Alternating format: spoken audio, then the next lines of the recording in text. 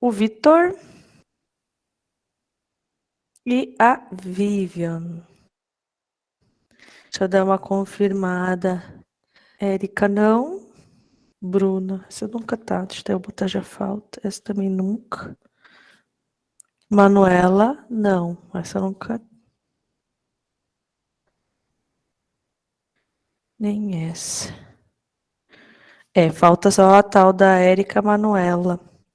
E aquela Juliana também nunca entrou mais. Enfim. Tá. Presenças dadas, pessoal. Não vou me estender muito hoje em comentários iniciais, porque o conteúdo de Direito e Família que a gente vai estudar hoje, Família e Sucessões, ele é um conteúdo bem extenso. E eu vou tentar, então, não dar muito papo, já entrar direto em aula, como eu falei já para vocês na semana passada, para a gente conseguir aproveitar todo o momento, para conseguirmos, pelo menos, preencher a nossa carga horária, não ficar faltando horário, porque se eu ficar conversando agora, falando qualquer outra coisa, a gente não vai conseguir terminar dentro do prazo. Então, aqui, direito família. Isso. Um pouco. Ele fica meio bambo, azar. Então, assim, ó, pessoal, vamos para mais um dos ramos cíveis. Acho que é só esse o último, que é do direito civil, que a gente fez a semana passada, obrigações e coisas. Hoje a gente vai fazer família e sucessões. Semana que vem a gente vai ter direito empresarial e na outra a gente vai ter direito penal, se eu não me engano. Deixa eu até dar uma olhada aqui. Isso aí, dia 5, o direito empresarial. Dia 11, terça-feira, direito penal. Nossa prova do dia 19 e o exame do dia 26, tá? Então, só para recapitular, peguei aqui a agenda. Então, nós temos a aula de hoje, mais duas ainda, e encerramos a disciplina. Daí vocês estão formados em direito, noções de direito. Então, hoje, como eu expliquei já semana passada, a gente começa com o direito civil. Dentro lá do ramo do civil tem os artigos do direito família, tem os artigos do direito sucessório. O direito família em si, ele é aquele indivíduo, aquela questão que vai tratar as relações familiares. Tudo que envolve direito familiar, ele é dentro desses artigos. Até aqui em Santa Cruz, a gente tem uma vara especializada em vara de família e sucessões, onde o processo tramita somente nessa vara todos os processos de família, que envolve casamento, separação, pensão, guarda, etc., com a doutora Juliana, né, a juíza. Sempre tem em conjunto o Ministério Público, que o Ministério Público ele necessita intervir nesses casos, principalmente quando envolve menores, né, ou alguma questão de tutela e curatela, que ela precisa opinar. Então, ele é um direito especializado dentro do ramo civil, tá? Então, a família é aquela questão de convivência entre as pessoas de um núcleo familiar, né? Como eu disse assim ali, ela ocupa os artigos dentro desse Código Civil, os artigos do 1511 ao 1783, onde ele tem todas essas questões do direito pessoal, depois o patrimonial, a união estável e tutela e curatela. Ele próprio, direito de família, pessoal, quando eu entrei lá na faculdade, no meu tempo, quando eu comecei direito, era 2003. Então, vai fazer 20 anos que eu tinha entrado em faculdade. Em 2003, no nosso código, meus professores, na época, por isso que eu digo que a lei muda todo o tempo, e a gente sempre precisa estar atualizado, e vocês também, quando vocês forem trabalhar, precisar falar em legislação, é interessante que vocês sempre procurem leis atuais lá no site do Planalto, como eu já expliquei para vocês.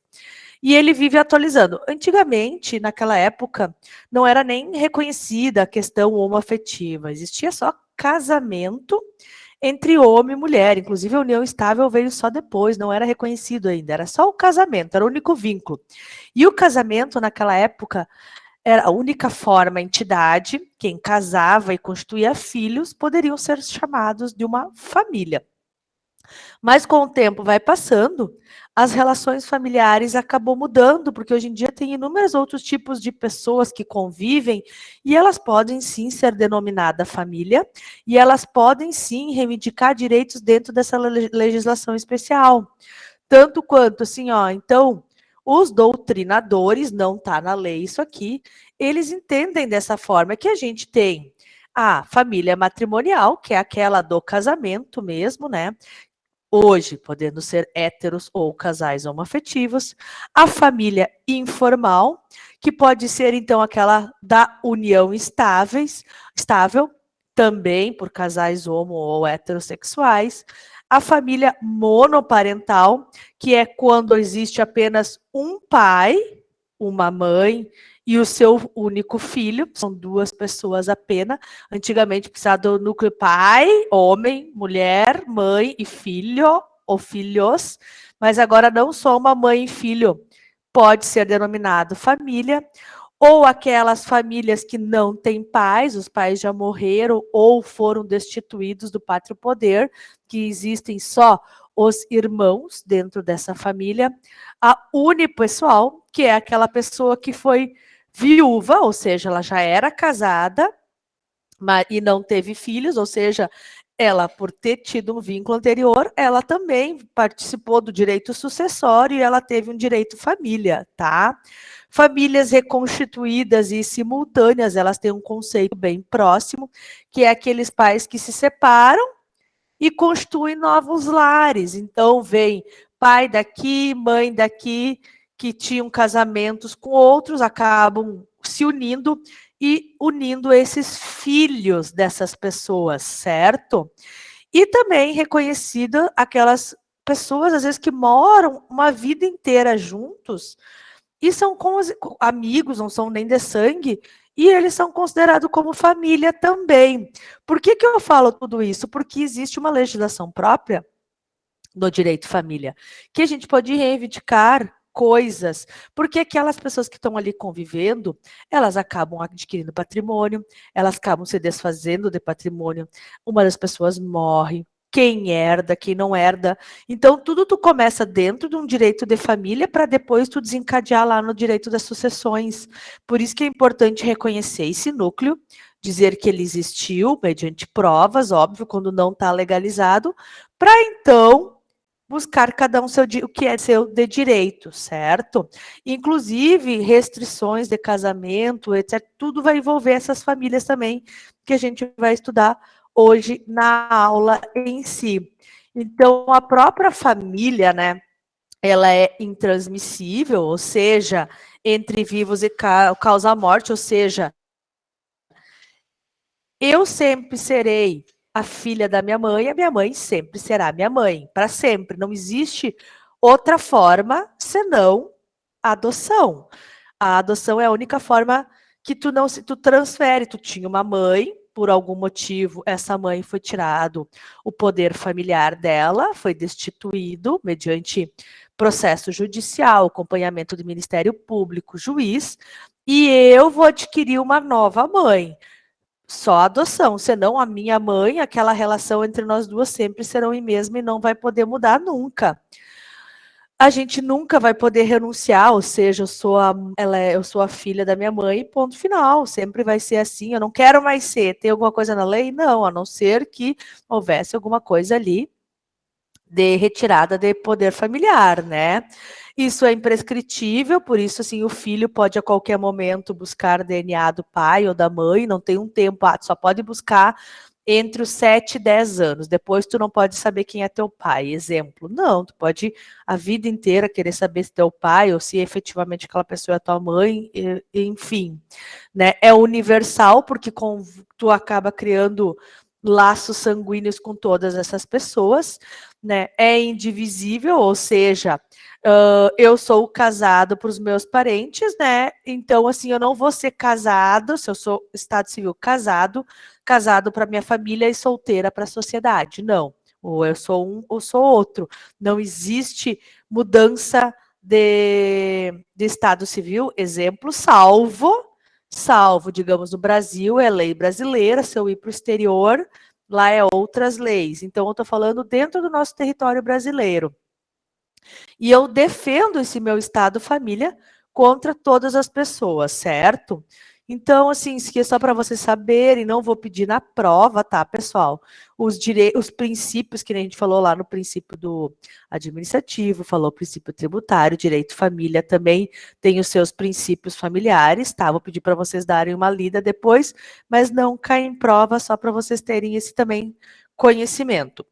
E já vamos cair direto no casamento, tá?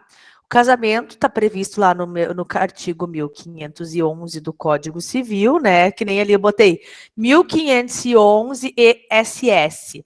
SS é uma abreviação jurídica que a gente diz seguintes. Do CC, Código Civil. A gente tem muito assim de falar, porque toda vez que a gente vai falar numa peça, a gente não vai falar e seguinte, a gente bota SS do CC. Então, só para os juízes entender, porque ninguém escreve o nome todo inteiro, certo? O casamento, ele entende-se que é a união de duas famílias, sempre foi esse conceito, por isso que eu volto a dizer lá no meu 2003. O casamento, naquele período lá, porque o Código Civil é de 2002, eles entendem que é aquela sociedade conjugal onde duas pessoas, de comum acordo, querem firmar um casamento, certo? Para constituir uma família.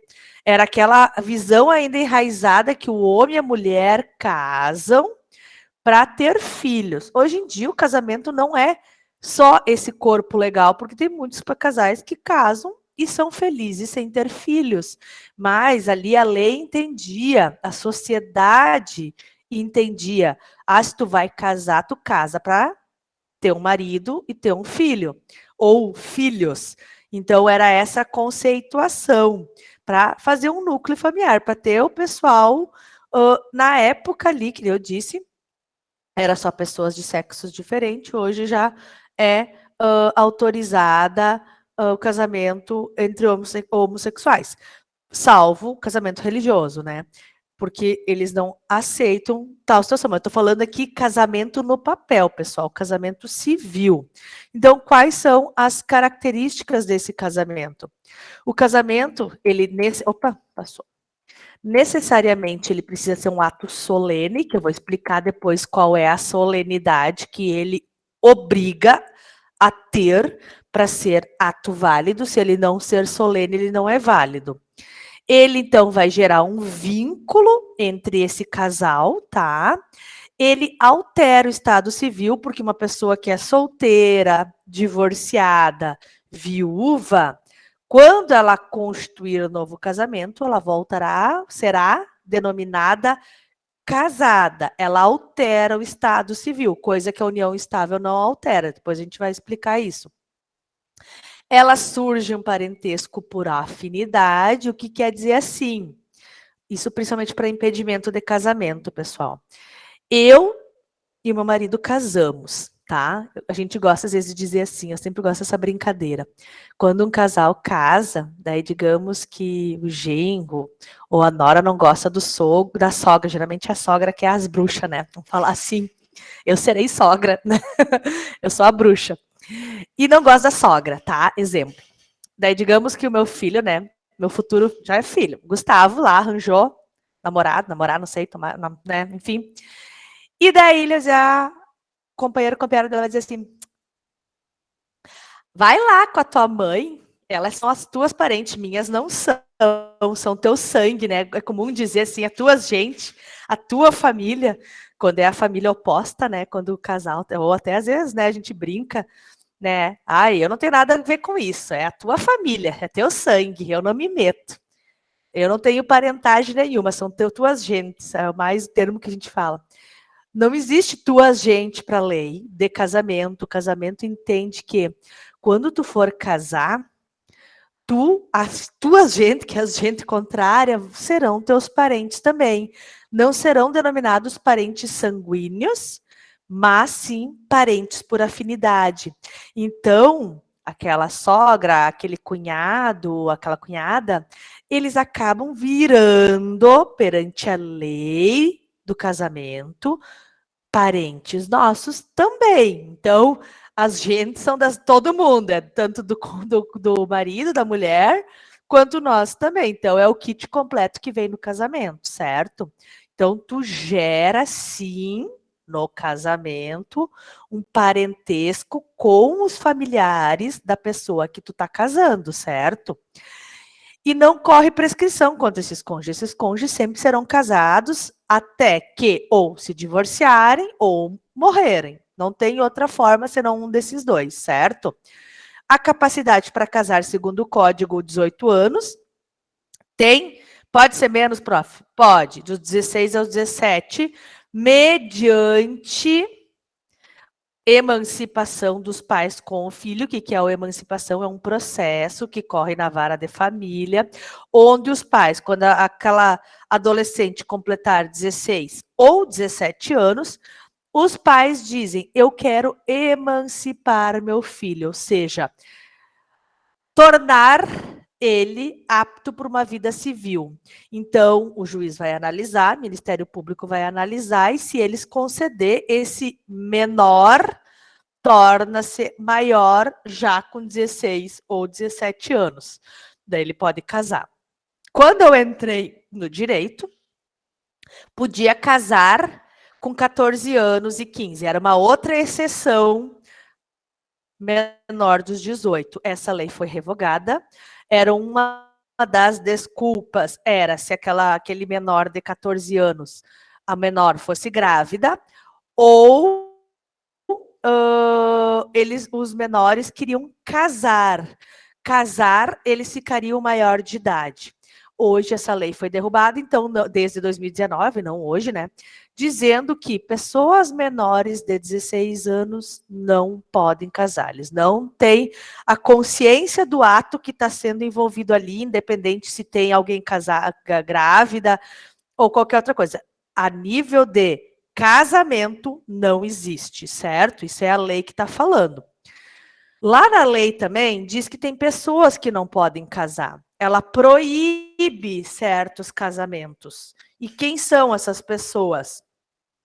Pai, isso, parentesco natural ou civil. Ou seja, ascendente é pai, mãe, com descendente, ou seja, um pai não pode casar com a mãe, nem o filho com o pai, ou etc. Não pode haver nenhum casamento ali. Isso nem pai com enteado, mãe com enteada, não pode, é proibido. Casar, não pode. O que acontece é que as pessoas mantêm uma união estável, sim, mas eu não quero ir lá no cartório de registro de pessoas naturais, casar não vai ser permitido, certo? Os afins em linha reta, ou seja, então nem um vô com um neto, a linha reta é assim, tá? E o colateral é assim. Não vai existir esse tipo de casamento, então, vô, pai, mãe, filho, que é os mesmos que eu falei antes, o adotante com o cônjuge do que foi adotado, ou seja, assim, eu, exemplo, adotei uma criança, né? Eu casar com essa criança, posso? Não. Esse adotado, isso aqui a Globo adora fazer, né? O adotado casar com o irmão dele, que é do meu sangue? Não pode também. O meu marido pode casar com o meu filho adotado? Também não pode. Isso, então, tudo é proibido. Novela existe? Existe. Mas, pessoal, tá, a minha internet tá ok aí?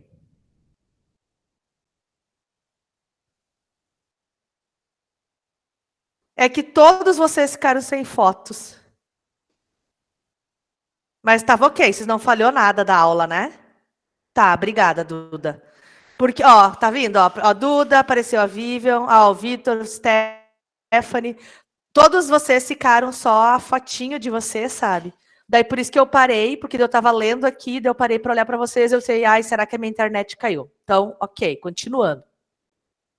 Então, quem adotou com o adotado ou o namorado do adotado, etc., isso nada pode, tá, pessoal? É proibido perante a lei. Irmãos são proibidos casar. Irmãos por afinidade são proibidos casar também, sejam eles de sangue. Eu disse assim, eu já conheci um caso de irmãos de sangue, que eram namorados. Eles não exteriorizavam, mas todo mundo sabia que eles eram um casal. Eles não tinham filhos, porque eu acho que eles tiveram medo de ter filhos, mas eles não construíram casamento, moraram a vida inteira juntos, só os dois. E quem conhecia de perto dizia que sim, que dava para ver que às vezes transparecia uma união entre aquele casal, sim, não apenas um laço de irmãos, mas sim o homem e a mulher, eles eram, além de irmãos de sangue, um casal também, tá, pessoal? Eles iam poder casar? Não poderiam. A lei diz que é proibido, tá? Pessoas casadas são proibidas de casar, certo? Que isso se chama bigamia, não pode no Brasil, né? Só pode a monogamia, ou seja, tu casar com uma pessoa. Se tu não se divorciar, casado, tu divorcia, né? O ato que separa o casamento é o divórcio. Se tu não se divorcia, tu nunca vai poder constituir um novo casamento. Tu vai ter uma união estável, sim, mas não um casamento de papel. Só que eu digo aí, queridos, e aí? Como é que vai ficar essa pessoa que é casado no papel, dividiu bens, porém, daqui a pouco morre essa pessoa, um deles morre, e como é que vai ficar se nada foi firmado no papel de divórcio, nada foi firmado de divisão de bens, nada foi firmado, a pessoa já tinha até um companheiro. Esse companheiro vai querer entrar na divisão de bens, mas o cônjuge, o casado, vai querer entrar também na divisão. Vai ter conflito de pensões, porque a pessoa que está na união estável dizer, não, eu sou namorada dela, estava junto com ela, temos foto em Facebook. Vai chegar outra pessoa e dizer, negativo, eu sou mulher, eu era casada, a gente nunca se separou e a Helena tinha vínculo comigo. Talvez até teria, a gente nunca sabe. E daí, como é que vai ficar? Quem que recebe essa pensão? A atual ou a que estava no papel? Tudo vai ser analisado lá perante o INSS e o INSS vai decidir. Já vi casos que a casada ganhou, já vi casos que a união estável ganhou e já vi casos que foi dividida a pensão entre as duas. Isso tudo prova constituída que foi uma folia, porque às vezes o cara diz que é casado e não é casado. Quer dizer, que é separado, né, no papel e não é. Ou o cara diz que está divorciado, mas vai deixar assim, porque não tem ódio da ex-mulher, e daqui a pouco a ex-mulher tem provas que ele fazia visitas rotineiras na casa. Então, tem testemunhas que vão lá junto ao INSS, vão junto no processo de inventário, e daí como é que vai ficar essa divisão? Pior, e daí aquela pessoa que está numa união estável, que constituiu depois o casamento, o cara não se divorciou, não quis divorciar, se divorciaram só de boca, né? A pessoa que está em união estável, digamos que essa pessoa entrou com esse cara. E eles compraram um carro. E digamos que quem pagou esse carro praticamente foi aquela pessoa nova. E o cara morre. E o cara ainda era casado. E quando vê essa mulher, quer entrar no inventário e pedir esse carro, porque é casado ainda. E quando vê, o juiz concede, se ela tiver provas que o cara constitui as duas famílias. Então, vale o risco? Então, muito cuidado. É tudo muito complexo, a lei direito família, certo? E também não pode. Então, que nem ali a gente diz ali no... Agora, não sei quem olha Pantanal. Pantanal ali, a Guta e o irmão dela, né? Diz que agora eles não são de sangue, mas o Tenório e a Zefa estão juntos, né? A Zefa não, a Zuleika. Eles são parentes por afinidade, mesmo que eles não são por sangue, eles são por afinidades. Eles vão poder casar, se a Globo mostrar que eles casam, eles estão mentindo, tá? Porque eles não podem casar. Mesma coisa ali.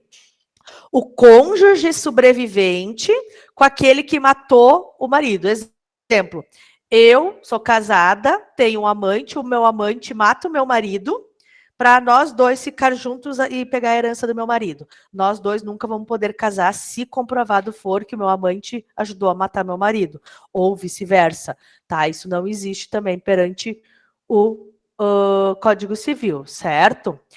Então, por isso que o casamento, quando for um ato solene, que a gente vai falar depois, tem os proclamas. Eles vão lá, eu tenho que comparecer a um cartório de registro de pessoas naturais ali, aqui em Santa Cruz, que é ali na Deodoro, e dizer, de livre e espontânea vontade, eu e meu marido, que nós queremos casar e levar 2 testemunhas, que as testemunhas ali, nesse momento, vai dizer, sim, eles querem casar. E aí vai para edital de proclamas.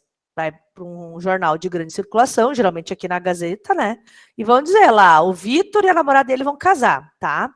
E isso, quando que vai ser o casamento? Vai ser, então, 28 de outubro. Tem que ser, no mínimo, proclamas publicado 30 dias antes do casamento. Para quê? Para que eu chegue lá nesse período, ou até na hora do casamento, dizer assim, o Vitor está casando com a irmã, o Vitor é casado comigo, o Vitor está casando com a mãe, tá entendendo? Para alguém apontar lá no cartório que o Vitor não vai poder casar. Se o cartório não percebeu isso, a sociedade tem que ir lá impedir o casamento. Então, essa coisa que a gente brinca lá na igreja, ó, fale agora ou case-se para sempre, na verdade, a igreja não tem essa lei, o Código Civil tem. Então, o Código Civil serve exatamente para dizer que nós precisamos que alguém diga que exista algum impedimento ou não. Então, passou os 30 dias, né? Vai designado, 28 de outubro, o Vitor foi lá, ele e a namorada, a noiva dele, vão casar. Eles têm que, então, chegar lá no cartório de pessoas naturais, munidas de 4 testemunhas, né? Essas, diferentes das 2 primeiras. Lá no dia, dizer, eu vou casar, tem que levar 2. E no dia que eu vou firmar o casamento lá, a data de casamento, que é depois de 30 dias, mínimo 30 dias, eu tenho que levar outras 4 pessoas, para essas 4 pessoas dizerem que esse ato foi válido perante o juiz de paz.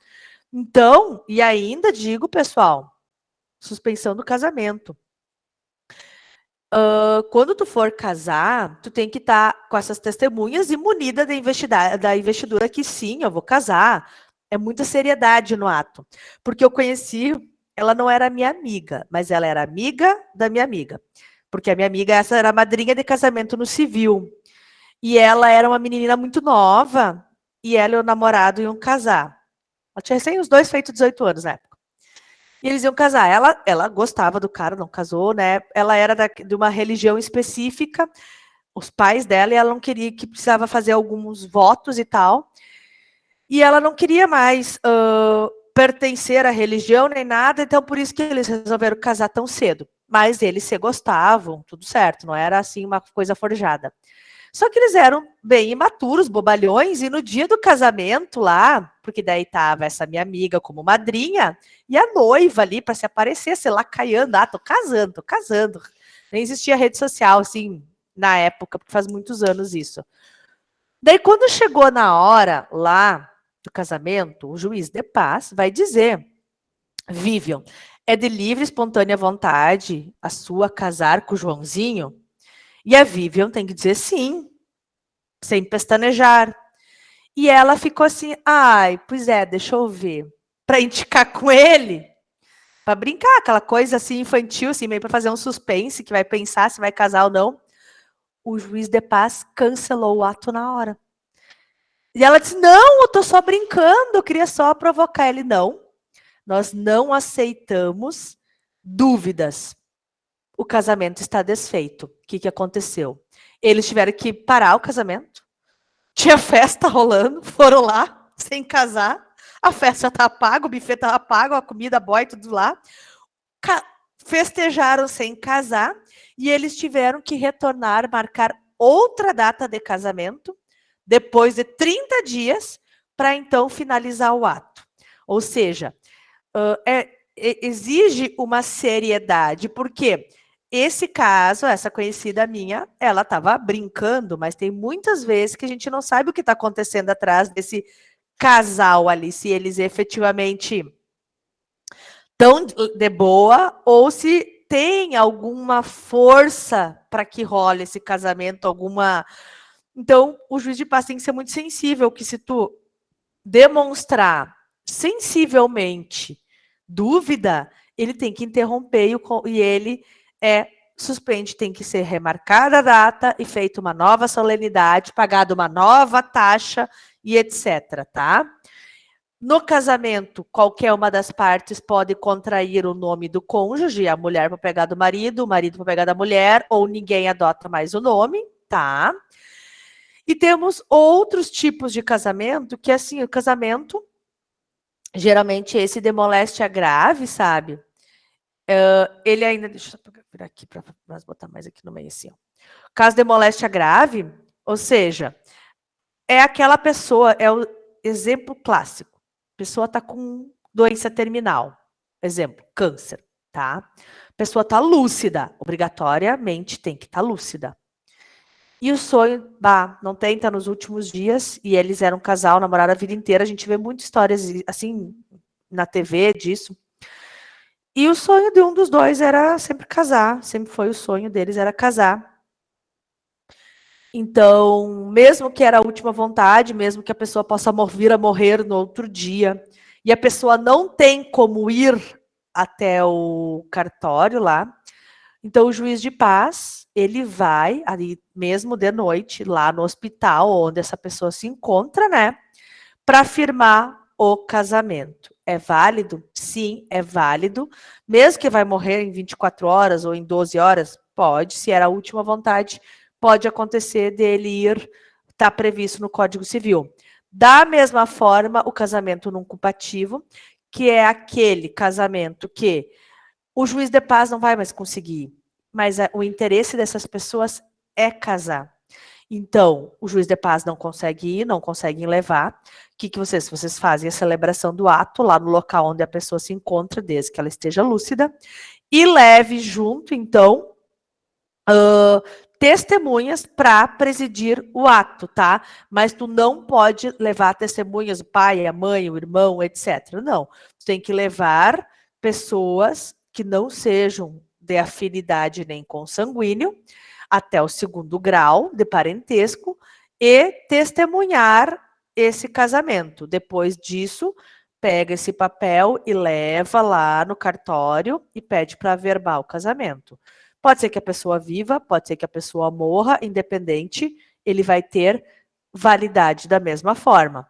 Outro casamento também muito comum, já vi, uma amiga minha, até eu falei na aula passada para minha turma de quinta que ela está uma aula adiantada, mas ela vai fazer prova amanhã e vai se igualar.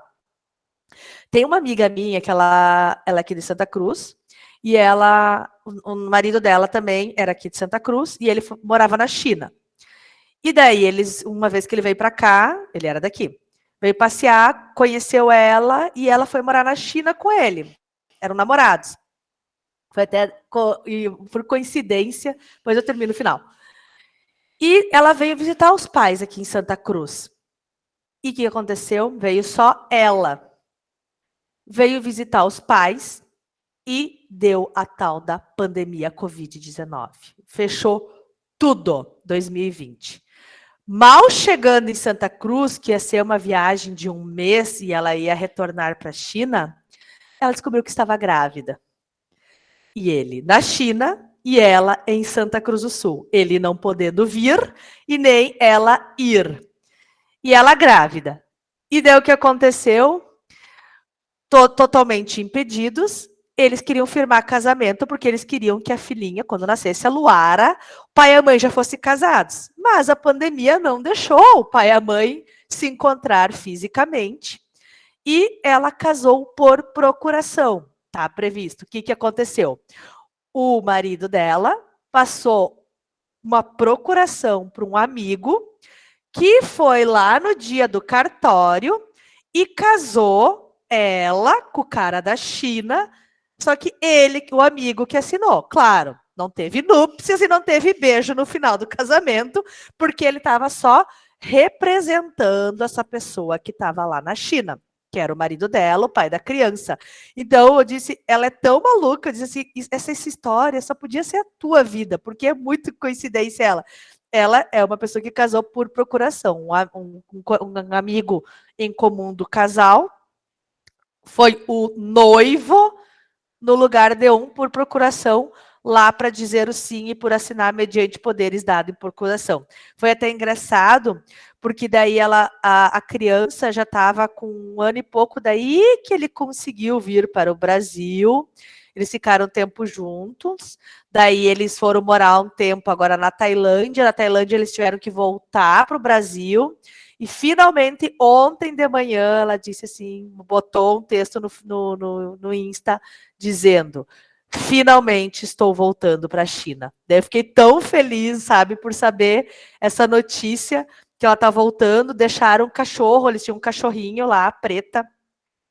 O cachorro ficou num lar nesse tempo, porque ele também estava lá assim, ela estava aqui, e ela ainda falou que ela botava seguido vídeos da cadelinha que ela tinha lá na China, que era a cadela da casa dela, e ela tá quase, imagina, quase 3 anos sem poder entrar na casa que eles tinham, na vida que ela tinha. Dela foi ontem, dela tem que ficar 7 dias em Dubai, em quarentena. Daí, se não negativar, ela vai finalizar indo para a Índia, daí para a China. Mas uma coisa totalmente típica, totalmente louca. Mas quando é a vida, ela disse, sempre eu tenho uma história para contar. E a dela foi muito maluquinha. E casamentos de estrangeiros, pessoal, é permitido? Sim, a lei brasileira permite, desde que essa pessoa não está ilegal no Brasil, né? Ela esteja ok, né? Ela só pode se casar se for com um brasileiro, né?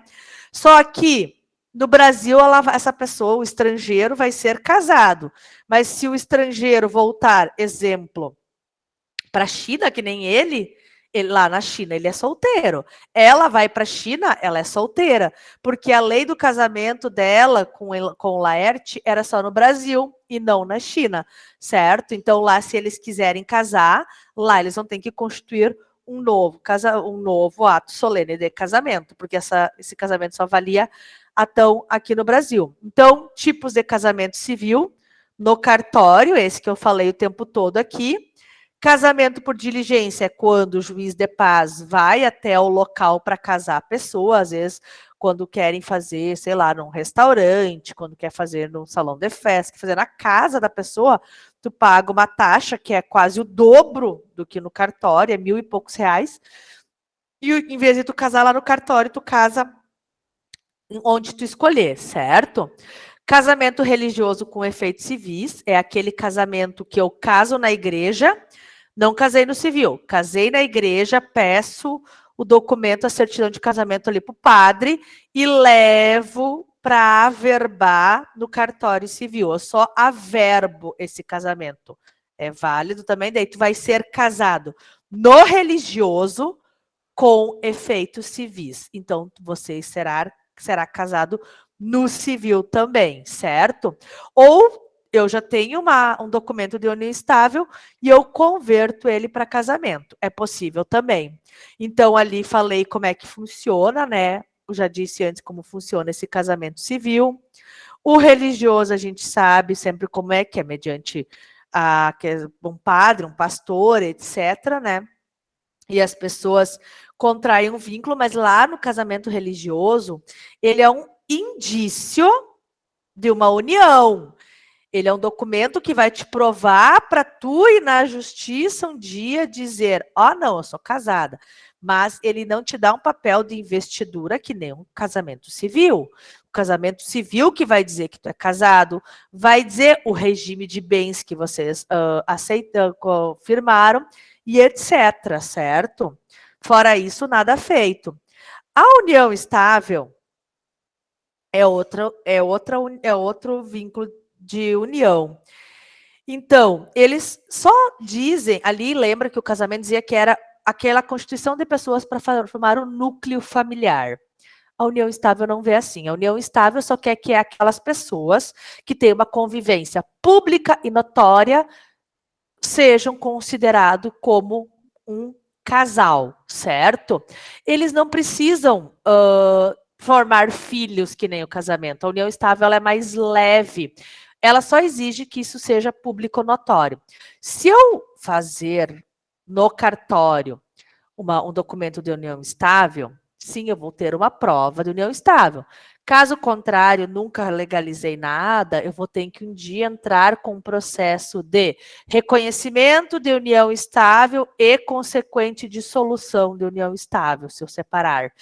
Então, antigamente eles diziam que união estável tu tinha que ser pública e notória por 2 anos. Hoje não tem data. Hoje fica... O juiz vai entender, mas o que ele vai levar de parâmetro?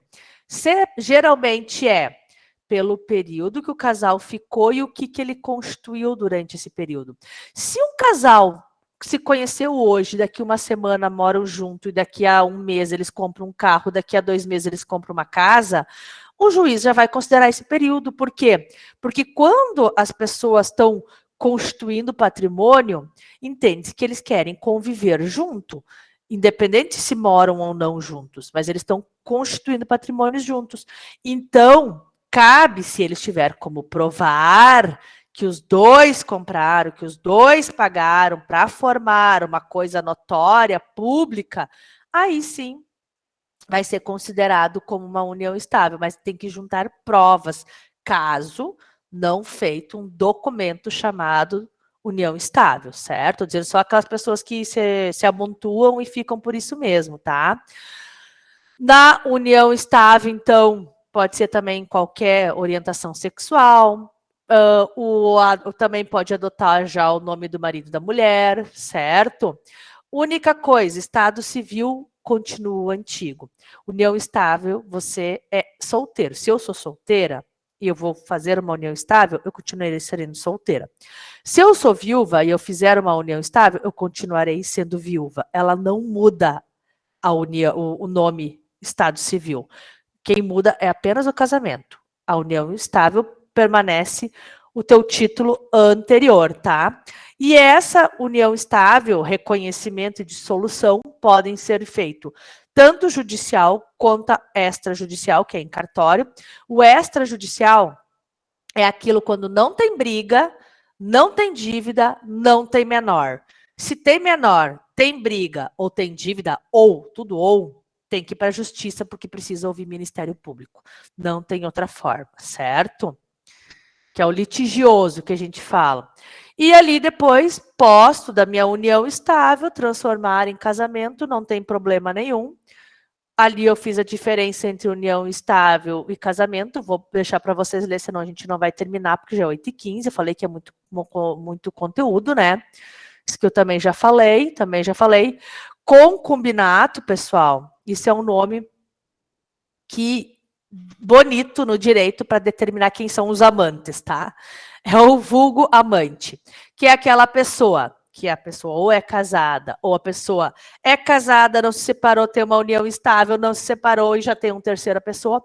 O concubino, ele é reconhecido pelo direito civil, que o concubino é aquela pessoa que tá com outra pessoa, mas não formal. Mas todo mundo sabe, o concubino, o amante, a amante, tem uma relação, viaja, tem fotos, recebe presente, recebe dinheiro, mas sabe que é casado. Esse concubino vai se provar que existia um vínculo, ele pode entrar numa herança, ele pode entrar numa divisão de bens tranquilamente, desde que consiga comprovar. Eles são supostos amantes. No direito, concubinos, tá? Também muito cuidado. Então, o casamento homoafetivo, imagina, pessoal, só em 2011, até antes disso nunca foi reconhecido, tá? Outra coisa, o casamento, regimes de bens. Nós temos 4 regimes de bens. Quando eu vou casar ou quando eu vou manter uma união estável, via de regra, sempre, é lei, automaticamente comunhão parcial de bens. Não quero, eu quero um dos outros 3. Eu vou ter que dizer lá na hora do casamento, eu estou adotando comunhão universal ou na união estável. Eu quero adotar a separação total. Daí vai ser colocado no documento e você vai adquirir esse regime de bens. Senão, sempre vai ser comunhão parcial. Antigamente era a universal, hoje é só a parcial, a direta, tá? Então, a universal é aquilo, o que é meu é teu, o que é teu é meu e é tudo nosso. Eu não tenho nada e tu tem tudo e a gente casou na universal. tudo teu é meu também, antes, depois, para sempre, é meio a meio, 50%. Por isso que é universal. Parcial é, hoje a gente casou, daqui para frente, o que a gente comprar é nosso. Para trás, é no nome de que tá lá. Tipo, herança. Eu já tinha um carro antes de casar. O carro vai ser só meu. Não vou dividir com a pessoa se eu me separar. Mas, depois do casamento, a gente comprou um carro. Daí sim, esse carro. Tá, mas só eu paguei. Eu comprei, tá no meu nome, só eu paguei. Azar. Tudo que é constituído depois, comunhão parcial. Independente quem paga. Se tu não paga nada, tu herda e ganha 50% igual, certo? Senão, tu vai para separação total de bens. Porque a separação total, o que é teu, o que é meu e ponto final. Vale o que está aí no nome. Se tá o carro no nome meu, é meu. Ele que pagou e me deu, tá no nome de quem? Meu. Então vai ser meu. Não vou dividir quando a gente separar. Por isso é separação total de bens. E ao final, que nunca ninguém sabe, que é a participação final dos aquestos. Eles são 2 regimes em um só. Quem tem esse regime é Luciano Huck e Angélica. Eles têm participação final dos aquestos. O que é a participação final dos aquestos? Luciano e Angélica casaram. Enquanto o Luciano e a Angélica estiverem casados, tudo que está no nome do Luciano é do Luciano, tudo que tiver no nome da Angélica é da Angélica. Ou seja, se o Luciano constituir uma dívida e os bens estão no nome da Angélica, não serão atingidos. Ou vice-versa. Tá, mas os dois estão comprando. É a separação, enquanto casados forem.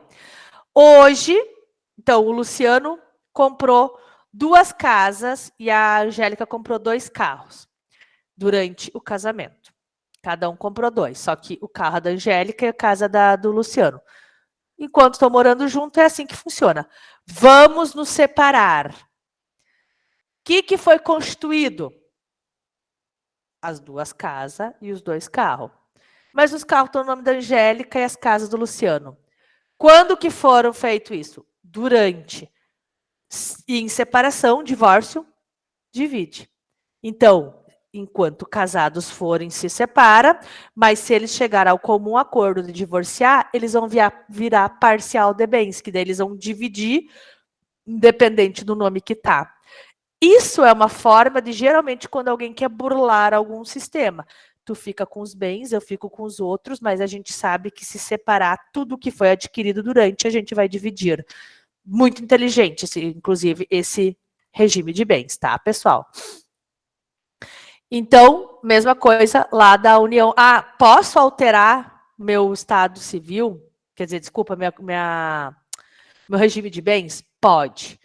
Porém, mediante pedido judicial, porque o juiz tem que entender por que lá tu casou, lá tu fez uma união estável, pediu parcial de bens, por que tu agora quer universal? Pode mudar? Pode, mas ele tem que entrar com processo de mudança de pedido ali para alterar o regime de bens, certo? Casamento que eu pude falar para vocês, então guarda a pensão, isso nem entra, porque não tem como, pessoal. Encerrado. Agora, já como nós temos só 10 minutos, vou direto voando para o direito sucessório. Aqui, então, era o vínculo marido e mulher. Vamos lá para a sucessão, quando morre, pessoal. Quando a gente morre, então, é o direito de sucessão.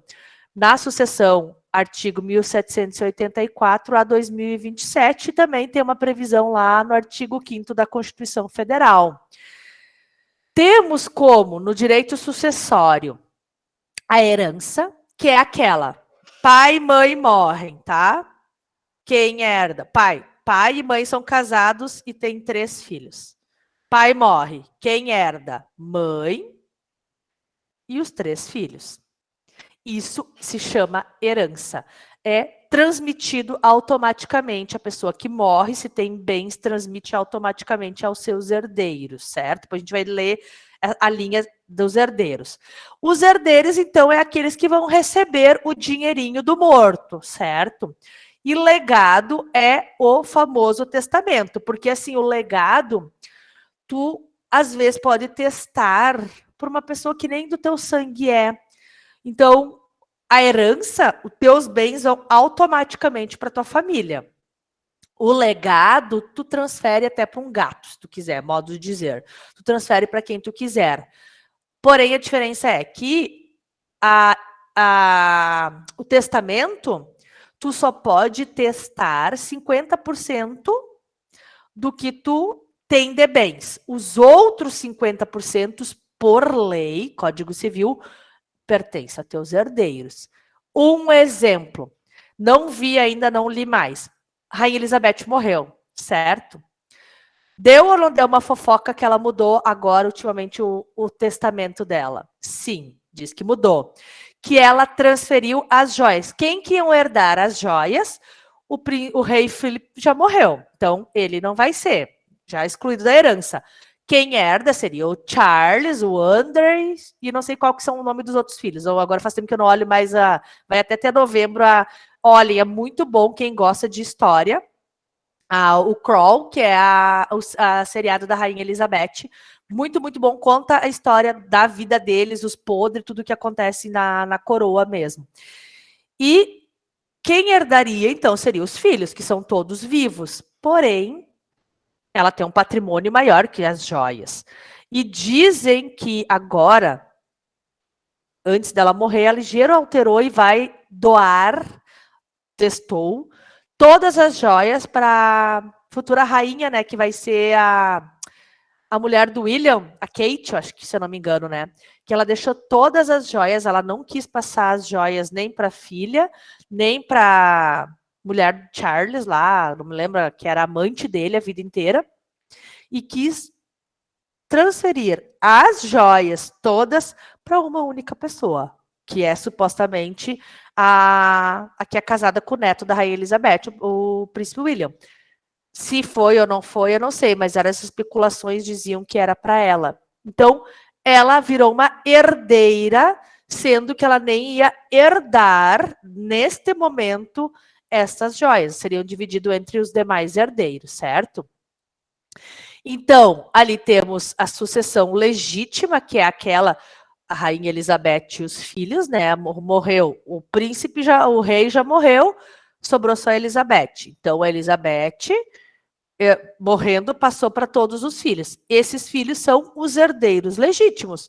E a Kate, lá, que é casada com William, ela foi uma sucessão testamentária, porque ela possivelmente vai adquirir todas as joias que eram da rainha, que iriam para os filhos, mas ela não quis dar para os filhos e quis dar para uma pessoa só. Então, ela teve uma sucessão também. Ela virou uma herdeira por testamento também, tá, pessoal? Modo de dizer. Então, deixa eu ver aqui. Pronto. Então, vocação de herdeiros. Como é que funcionam os herdeiros? Primeiro, né, é o pai, a mãe e 3 filhos, né? Primeiro, o cônjuge é vivo? É. Tá, o cônjuge vai ser herdeiro junto com os demais filhos, os descendentes, certo? Essa é a primeira coisa. Sempre é o cônjuge e os filhos. Digamos que não tem mais. Era só o marido e a mulher. Eles não tinham filhos. Pode acontecer, pode, que em vez dos filhos, primeiro, vai sempre a linha reta. Não tem filhos, não tiveram filhos. Daí vai para os pais daquela pessoa. Se não tiver pais, tem avós vivos, vai para os avós e vai subindo. Porque primeiro a linha desce, se não desce, vai subir. Então, tá o pai. Do pai, passa para o filho, para o neto, para o bisneto, e assim vai indo. O pai morreu, o filho já era morto, mas o neto é vivo. O neto herda, o neto e a esposa, né, o genro, na hora ali que está vivo. Não tendo ninguém para baixo, morto todo mundo, ou não existia, vai para cima. pai, avô, bisavô, se vivos estiverem. Primeiro é a primeira linha, depois a outra, certo? Não tem pai, não tem mãe, vai ser só o cônjuge. Não tem cônjuge, não tem filho, não tem pai, vô, bisavô, neto, bisneto, ninguém. Daí vai para os irmãos, para os tios, para essa linha. Não existe ninguém. Era um filho de chocadeira, vai para a união, tá, pessoal? Tem um gráfico aqui, bem claro, como eu fiz, ó. Eu, primeiro o filho, depois o neto, terceiro o meu bisneto, netos, e assim vai. Aqui para baixo não tem ninguém, vai para cima. Daí, se aqui não existe, daí que sobe, termina todo o grau de baixo. Vai para pai, avô, bisavô, trisavô. Não tem, embaixo não tem em cima, vai ali para o lado. Ó. O irmão, é o primeiro irmão, digamos que não era casado. Não tem irmão. Daí, ou o meu sobrinho é vivo, daí vai para o sobrinho, sobrinho neto e etc. Primeiro vai aquela linha do irmão ali, vocês podem ver. Não tem irmão, daí vai lá para o tio. Os tios, os primos, primo de segundo grau, de terceiro grau, depois lá para os familiares dos meus avós. Então, eles furingam muito para achar alguém para herdar, mas se não achar, vai para a união. Então, essa abertura de sucessão dá quando essa pessoa efetivamente morre, com o atestado de óbito lá, né? E os herdeiros vão, então, enfim, discutir a herança. Gente, não é muito difícil não haver uma aceitação da herança, né? Assim, precisa alguma coisa solene? Não. Como é que vai ser discutido? Inventário, tá, pessoal? A pessoa vai lá, vão entrar, vai ter o documento ali da certidão de óbito e vai primeiro ver quem está vivo. Esposa, tá viva? Tá. Qual é o regime de bens? Ok, porque daí ali tem tudo uma divisão, pessoal, que eu não vou conseguir explicar para vocês porque é muito complexo. Tá lá o cônjuge vivo e tinha um filho. Então, o cônjuge e o filho são os dois herdeiros. Tem que entrar com o inventário? Tem que. Se o cônjuge e o filho estão de comum acordo, todos são maiores de idade, faz no cartório, divide esses bens, porque não tem briga, questão de um mês está pronto. Tem briga, a mãe e o filho estão se carneando, ou qualquer outra situação, tem que, ou o filho é menor, tem que ir para a justiça, porque necessariamente precisa o Ministério Público assistir esse processo para ver quem está certo e quem está errado, certo? Então, ali vocês vão entrar com o inventário. Às vezes acontece no próprio inventário que o filho acaba renunciando para a mãe. Ou seja, ai mãe, deixa assim, ó, vou fazer uma renúncia no meu processo que o que eu herdar, eu tô dando para ti. Daí eu vou colocar isso no meu ali no meu inventário. Pode? Sim, a lei diz que pode. Ou pode, digamos assim, ó, é a mãe e 4 filhos. E desses 4 filhos, todos são vivos. E um está renunciando. Esse um pode, a Mariazinha está renunciando. Ela pode renunciar e dizer, a minha parte eu quero dar para o João, ou a minha parte eu quero que seja para todos vocês. Pode também? Pode. A lei diz que dá, não tem problema nenhum, que são esses tipos de renúncias dentro das sucessões, tá, pessoal? Então, a renúncia está feita, tu não pode mais voltar atrás, tu entregou teus direitos, tudo para aquele herdeiro, e está feito dessa forma, sem ninguém poder falar ou não. Digamos que não existiu família, isso sim, vai ser nomeada uma pessoa, e essa pessoa vai dividir esses bens, e se não tendo família, vai para a União, para o Estado, vai para o município, etc. Vai ficar com o Estado, como a gente fala mesmo. O testamento, que nem eu disse, que lá da Rainha Elizabeth, ela é um ato também que tem que ser a Rainha Elizabeth que fez isso, ninguém pode falar por ela. Ela que vai lá, tem que ser lúcida, um ato solene. Pode voltar atrás no testamento? Até tu morrer, tu pode reinventar. Por isso que teve a especulação que ela já tinha um testamento. E ela alterou esse testamento antes de morrer. pouquinho antes de morrer, que era sobre as joias, supostamente. Então, pode acontecer, não tem problema nenhum. Então, existe vários tipos de testamento, pessoal, várias solenidades, que quando a pessoa morre, para tu entrar com o inventário, primeiro, às vezes, meu Deus, eu nem sabia que tinha testamento. Pode. Tu entra com o inventário, tu tem que lançar no processo de inventário uma negativa de testamento. E o que as pessoas se surpreendem? Existe. Tem um testamento. Esse testamento vai ser juntado no processo de inventário, porque daqui a pouco, bens que estavam ali para ser dividido entre os herdeiros, vai ser destinado a um herdeiro? Pode. Ou vai ser destinado a uma pessoa aleatória? Pode. Desde que não comprometa 50% do seu patrimônio, tá? Então, não há problema algum nessa questão de testamento. O inventário é aquilo que eu falei, que pode ser judicial ou extrajudicial, ambos precisam de um advogado que assine, porque é o advogado que vai fazer essa documentação.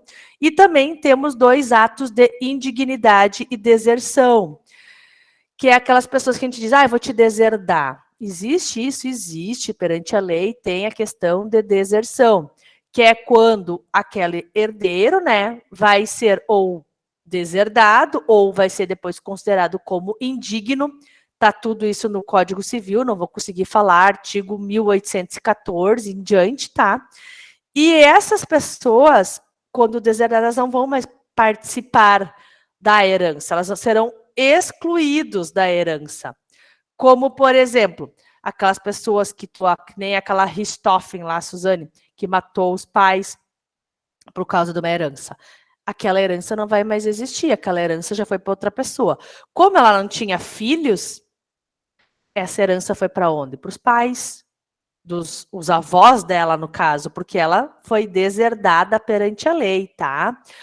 Se tu praticou um ato de injúria, de calúnia, de difamação contra o morto ou o marido do morto, tu também vai ser deserdado. Teve um processo crime, a lei pode dizer que deserdou, então essa pessoa não vai mais receber o quinhão hereditário também. Ou praticou atos de violência quando esse morto era vivo, também vai ser deserdado, não vai receber, tá? Uma ofensa, relações ilícitas também ali que são proibidas de ter entre aqueles cônjuges, comprovado nos autos de inventário também, essa pessoa vai ser tirada, não vai fazer jus, e aquele quinhão, aquele pedaço que era dessa pessoa, será dividido entre todos os outros. A gente chama monte mor. É tipo uma carta de baralho. Tu vai dar as cartas, no final, quando termina o jogo, tu junta as cartas e volta para o meio de novo. Então, é mais ou menos assim que funciona, tá? Então, todas essas questões ilícitas deserdam, ou seja, a pessoa não vai ter mais o direito de receber a sua herança. Fim. Falei rápido, para senão não ia dar, e ainda passei do horário. Tem dúvidas sobre direito família e direito sucessório, pessoal?